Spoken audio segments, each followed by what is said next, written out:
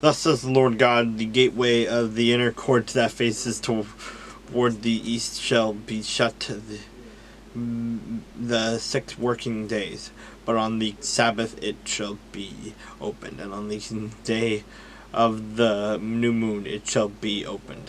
The prince shall enter by way of the vestibule of the gateway from the outside, and stand by the gatepost. The priest shall prepare his burnt offering and his burnt peace offerings. He shall worship at the threshold of the gate. Then he shall go out. But the gate shall not be shut until evening.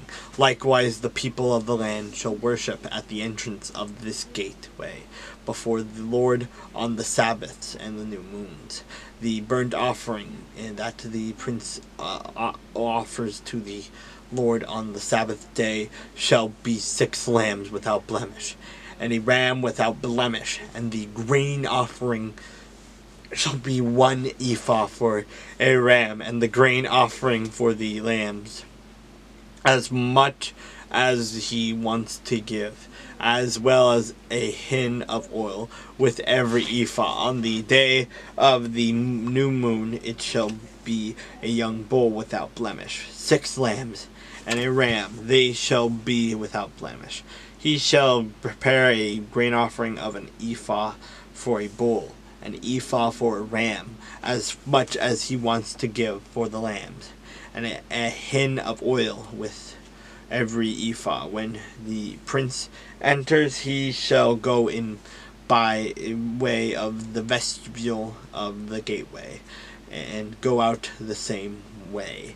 But when the people of the land come before the Lord on the appointed feast days, whoever enters by the way of the north gate to the worship, you shall go out by way of the south gate. And whoever enters by way of the south gate shall go out by way of the north gate. He shall not return by way of the gate through which he came, but shall go out through the opposite gate.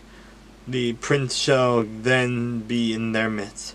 Then they go in, he shall go in, and when they go out, he shall go out.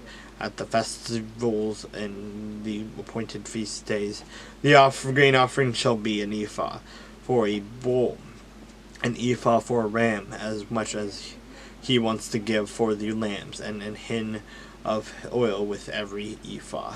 Now, when the prince makes a voluntary burnt offering or voluntary peace offering to the Lord, the gate that faces toward the east shall then be opened for him, and he shall prepare his burnt offering and his peace offerings as he did on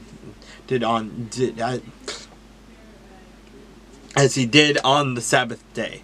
Then he shall go out, and after he goes out to the gate shall be shut. You shall daily make a burnt offering to the Lord of a lamb of the year without blemish. You shall prepare it every morning, and you shall prepare a grain offering with it every morning, 1/6 of 1 ephah, and 1/3 of a hin of oil, to moisten the fine flour. This grain offering is a perpetual ordinance to be made regularly to the Lord. Thus they shall prepare the lamb, the grain offering, and the oil as a regular burnt offering every morning. Thus says the Lord God, if the prince gives a gift of some of his inheritance to any of his sons, it shall belong to his sons. It is their possession by inheritance. But if he gives a gift of some of his inheritance to one of his servants, it shall be his until the year of liberty, after which it shall return to the prince. But his inheritance shall belong to his sons. It shall become theirs. Moreover, the prince shall not take any of the people's inheritance by evicting them from their property. He shall provide an inheritance for his sons from his own property, so that none of my people may be scattered from his property.